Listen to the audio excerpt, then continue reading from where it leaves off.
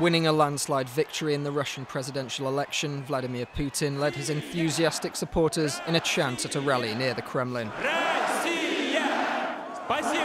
Hailing those who voted for him as a big national team, it appeared that electoral fraud was the last thing on people's minds here, despite the accusations swirling around Russia. Speaking to the media afterwards, Putin was also faced with questions about his long-term political ambitions. So far, I'm not planning any constitutional reforms. As for the chairman of the government and the government as a whole, I've already said that I'm of course thinking about it. Changes will be announced after the inauguration.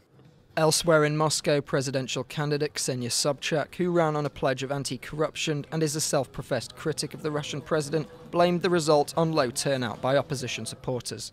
Many Russians didn't come to these elections, and this is very unfortunate because the 75% of Putin is due to those oppositional people who didn't come.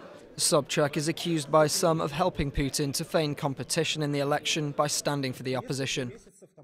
Earlier in the day, opposition leader and anti-corruption campaigner Alexei Navalny, who was barred from running, even took the opportunity to claim that Sobchak had informed him a month ago about being paid to run, something which he vigorously denied.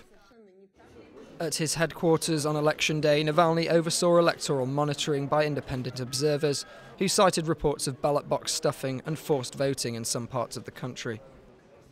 Communist Party candidate Pavel Grudinin, who lagged far behind Putin at the polls, took second place. His result was better than expected, but he echoed the words of Navalny. We clearly understand that, unfortunately, Alexei Navalny turned out to be right. No one can vote twice or even 3 times. We've seen such cases in the Moscow region. It's clear that the vote count and the whole of the election procedure was unfair.